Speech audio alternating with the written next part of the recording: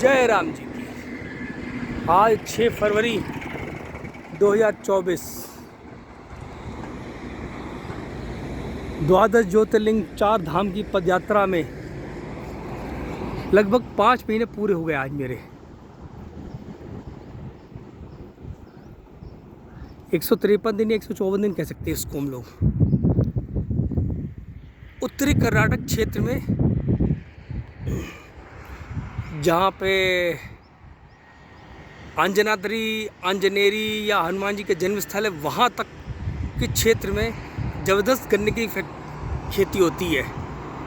Maharashtra border कह सकता हूँ, महाराष्ट्र बॉर्डर से कर्नाटक के उत्तरी क्षेत्र में बहुत ही ज़बरदस्त गन्ने की खेती होती है। इसके बाद अंजनाद्री पर्वत के पास जहाँ पे बांध बना है तुंगभद्रा नदी पर, वहाँ पर धान भी बोया जाता है। दो फसल होती है वहाँ पर। अभी मैंने दिसंबर जनवरी में देखा, वहाँ पे धान की खेती हो रही थी। और उसके बाद अब इस क्षेत्र में आ गया हूँ।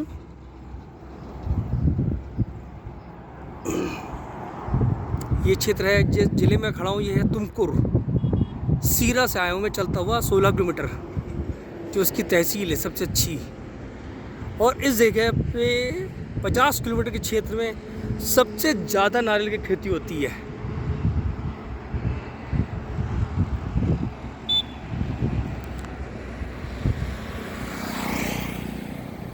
कितना सुंदर दृश्य है। और यहाँ एक बात मैंने बहुत ख़ास देखी, इस क्षेत्र में दीमक बहुत ज़्यादा है। पूरे पेड़ को ही दीमक निगल लेती है। जैसे ये नीम का पेड़ है, इसमें ऊपर तक दीमक लगी हुई है।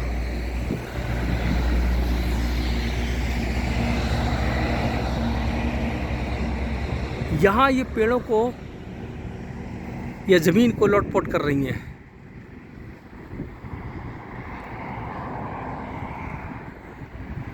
और ये दक्षिण दिशा को जा रहा है मार्ग।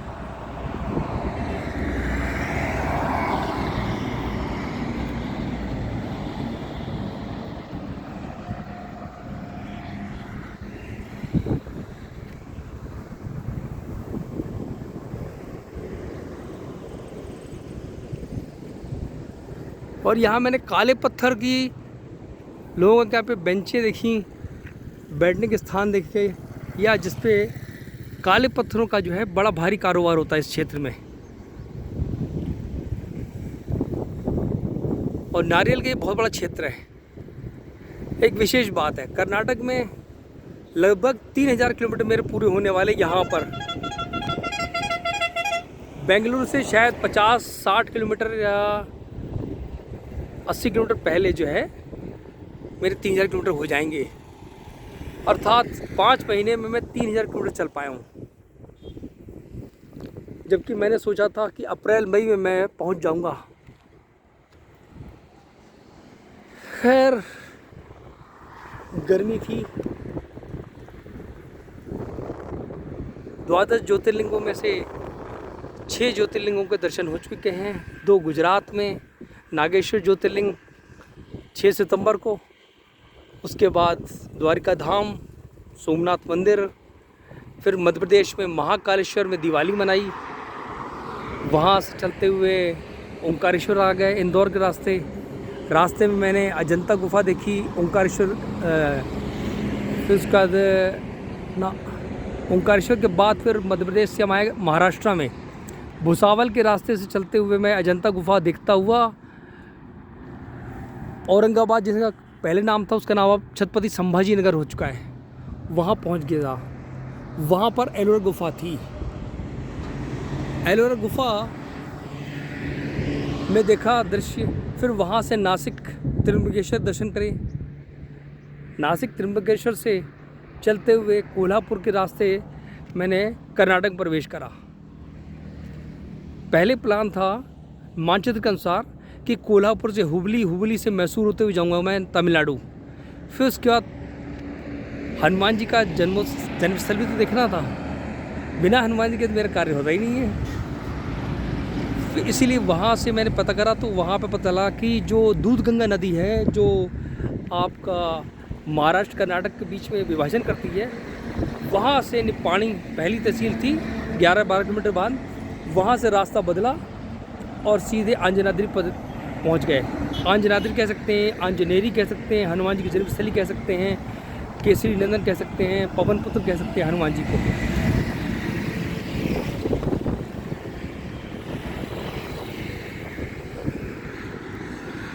और सबसे ख़ास बात कि इस पूरे रास्ते में कहीं पर भी मुझे लगाने कि मैं अपने घर में नहीं हूँ। सब जगह लोगों ने बड़े प्रेम से बुलाया, खिलाया पिलाया, मेरा स्वागत सत्कार करा और बहुत कुछ। अभी भी कर्नाटक में भी यही है, गुजरात हो, मध्य प्रदेश हो, चाहे महाराष्ट्र हो। महाराष्ट्र में पूना से लेकर कोल्हापुर तो कह सकता हूँ कि थोड़ा सा अलग था।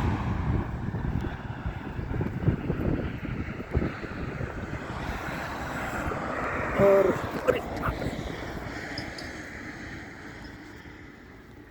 खैर चलते रहो, सीखते रहो, देखते रहो। मेरी धरती है, मेरा है आसमान, मेरी हवा है, मेरा है पानी और मेरी है आग। जय हिंद।